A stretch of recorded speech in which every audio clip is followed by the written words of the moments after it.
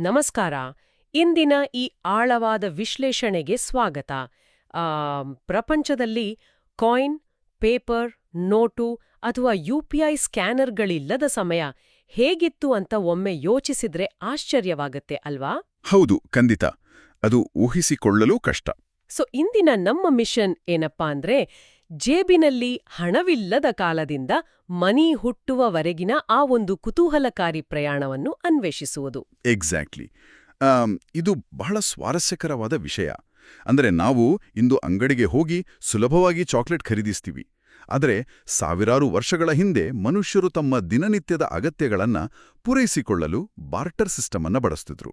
Okay, ಈ barter system ಅಂದ್ರೆ ದುಡ್ಡಿಲ್ಲದೆ ವ್ಯಾಪಾರ ಮಾಡೋದಲ್ವಾ? ಇದು ಹೇಗೆ ಕೆಲಸ ಮಾಡ್ತಾ ಇತ್ತು? ನಿಖರವಾಗಿ, ಹಣ ಇಲ್ಲದೆ ವಸ್ತುಗಳನ್ನ ಬದಲಾಯಿಸಿಕೊಳ್ಳುವ ಈ ವಿಧಾನವನ್ನು ನಾವು ನಾನ್ ಮಾನಿಟರಿ ಎಕ್ಸ್ಚೇಂಜ್ ಅಂತೀವಿ.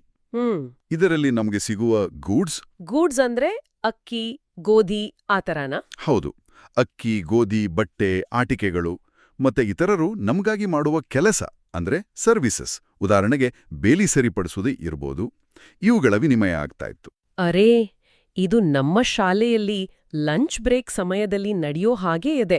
ಅಂದ್ರೆ ನನ್ನ ಡಬ್ಬಿಯಲ್ಲಿರುವ ದೋಸೆಯನ್ನು ಇನ್ನೊಬ್ಬರ ಡಬ್ಬಿಯಲ್ಲಿರುವ ಬಿಸ್ಕೆಟ್ ಜೊತೆ ಬದಲಾಯಿಸಿಕೊಳ್ಳೋದು. ಕರೆಕ್ಟ್.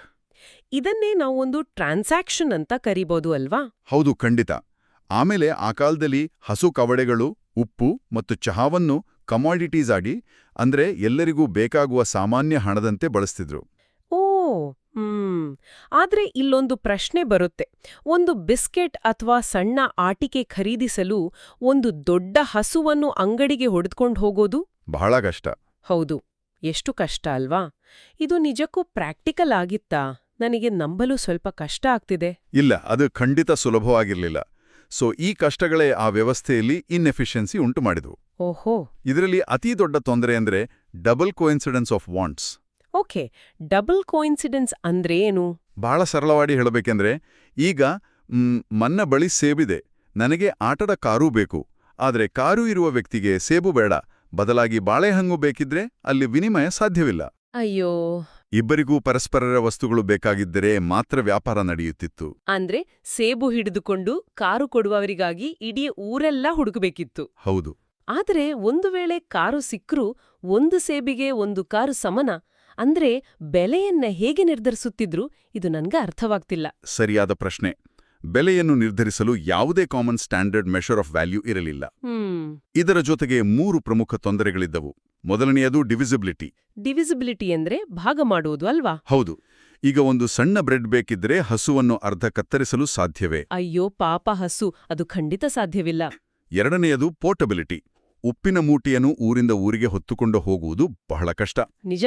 ಮತ್ತೆ ಮೂರನೆಯದು ಡ್ಯೂರಬಿಲಿಟಿ. ಹಣ್ಣು ತರಕಾರಿಗಳು ಬೇಗ ಕೊಳೆಯುವುದರಿಂದ ಭವಿಷ್ಯಕ್ಕಾಗಿ ಉಳಿಸಲು ಸ್ಟೋರೇಜ್ ಪ್ರಾಬ್ಲಮ್ ಆಗ್ತಾ ಇತ್ತು. ಅರ್ಥ ಆಯ್ತು. ಈ ಎಲ್ಲ ತೊಂದರೆಗಳಿಂದ ಪಾರಾಗಲು ಮನುಷ್ಯರು ತಮ್ಮ ಬುದ್ಧಿ ಉಪಯೋಗಿಸಿ ಒಂದು ಹೊಸ ಪೇಮೆಂಟ್ ಸಿಸ್ಟಮ್ ಆಗಿ ಮನಿಯನ್ನು ಕಂಡುಹಿಡಿದಿದ್ರು ಅಲ್ವಾ? ಎಕ್ಸಾಕ್ಟ್ಲಿ. ಈ ಮನಿಗೆ 4 ಪ್ರಮುಖ ಸೂಪರ್ ಪವರ್ಗಳಿವೆ. Wow, super powers. ಹೌದು. ಮೊದಲನೇದು ಮೀಡಿಯಂ ಆಫ್ ಎಕ್ಸ್ಚೇಂಜ್. ಇದು ಮಧ್ಯವರ್ತಿಯಾಗಿ ಕೆಲಸ ಮಾಡುತ್ತದೆ. ಅಂದ್ರೆ ಕಾರು ಬೇಕಾದ್ರೆ ಸೇಬು ಕೊಡುವ ಬದಲು ಸೇಬನ್ನು ಮಾರಿ ಹಣ ಪಡೆದು ಆ ಹಣದಿಂದ ಕಾರು ಖರೀದಿಸುವುದು. ನಿಖರವಾಗಿ. ಎರಡನೇದು ಮೆಷರ್ ಆಫ್ ವ್ಯಾಲ್ಯೂ. ಓಕೆ. ಇದು ಎಲ್ಲಾ ವಸ್ತುಗಳ ಬೆಲೆ ಅಳೆಯುವ ಅಳತೆಗೋಲು. ಅಂದ್ರೆ ದೋಸೆಗೆ ಇಷ್ಟು ಬೆಲೆ, ಬಿಸ್ಕೆಟ್ಗೆ ಇಷ್ಟು ಬೆಲೆ ಅಂತ ಸುಲಭವಾಗಿ ಹೇಳ್ಬೋದು. ಓಕೆ. ಮೂರನೇದು ಉಳಿತಾಯಕ್ಕೆ ಸಂಬಂಧಿಸಿದ್ದಲ್ವಾ? ಹೌದು, ಸ್ಟೋರ್ ಆಫ್ ವ್ಯಾಲ್ಯೂ. ಹಣ ಬಾಳೆಹಣ್ಣಿನಂತೆ ಕೊಳೆಯುವುದಿಲ್ಲ, ಅದನ್ನ ಪಿಗ್ಗಿ ಬ್ಯಾಂಕ್ನಲ್ಲಿ ಆರಾಮಾಗಿ ಉಳಿತಾಯ ಮಾಡಬಹುದು. ಸೂಪರ್. ನಾಲ್ಕನೆಯದು ಸ್ಟ್ಯಾಂಡರ್ಡ್ ಆಫ್ ಡೆಫರ್ಡ್ ಪೇಮೆಂಟ್. ಅಂದ್ರೆ ಏನು? ಅಂದ್ರೆ ಈಗ ಖರೀದಿಸಿ ಭವಿಷ್ಯದಲ್ಲಿ ನಿಖರವಾಗಿ ಅದೇ ಹಣವನ್ನು ಪಾವತಿಸುವ ಸೌಲಭ್ಯ. ಹಾಗಾದ್ರೆ ಮನಿ ಅನ್ನೋದು ಕೇವಲ ಶ್ರೀಮಂತಿಕೆ ತೋರಿಸಿಕೊಳ್ಳೋದಕ್ಕಲ್ಲ, ಅದು ಜನರಿಗೆ ಒಟ್ಟಾಗಿ ಸುಲಭವಾಗಿ ಕೆಲಸ ಮಾಡಲು, ವಸ್ತುಗಳನ್ನು ವಿನಿಮಯ ಮಾಡಲು ಸಹಾಯ ಮಾಡುವ ಒಂದು ಅದ್ಭುತ ಉಪಕರಣ ಅಲ್ವಾ? ಹೌದು. ಒಂದು ಹೊಸ ತಂತ್ರಜ್ಞಾನ ಇದ್ದ ಹಾಗೆ. ನಿಜ. ನಮಗೆ ಬೇಕಾದ್ದನ್ನು ಪಡೆಯಲು ಇರುವ ಒಂದು ಸುಲಭವಾದ ನಂಬಿಕೆಯ ಸೇತುವೆ ಇದು. ಆ ಸೇತುವೆ ಇಲ್ಲದಿದ್ರೆ ನಾವು ಇಂದಿಗೂ ಸೇಬು ಹಿಡಿದುಕೊಂಡ ಊರೆಲ್ಲ ತಿರುಗಬೇಕಿತ್ತು. ಖಂಡಿತ. ಕೊನೆಯದಾಗಿ ಒಂದು ಕುತೂಹಲಕಾರಿ ಪ್ರಶ್ನೆ. ನಾಳೆ ಬೆಳಿಗ್ಗೆ ಎದ್ದ ತಕ್ಷಣ ಪ್ರಪಂಚದ ಎಲ್ಲ ಮನಿ ಇದ್ದಕ್ಕಿದ್ದಂತೆ ಮಾಯವಾದರೆ ಶಾಲೆಯ ಬ್ಯಾಗಿನಲ್ಲಿರುವ ಯಾವ ವಸ್ತುವನ್ನು ಹೊಸ ಕಮಾಡಿಟೀಸ್ ಆಗಿ ವಿನಿಮಯಕ್ಕಾಗಿ ಬಳಸಬಹುದು? ಒಳ್ಳೆ ಪ್ರಶ್ನೆ. ಎಲ್ಲರಿದ್ರ ಬಗ್ಗೆ ಸ್ವಲ್ಪ ಯೋಚಿಸಿ, ನಿಮ್ಮ ಉತ್ತರಗಳನ್ನ ಅನ್ವೇಷಿಸಿ. ಮುಂದಿನ ಬಾರಿ ಸಿಗೋಣ.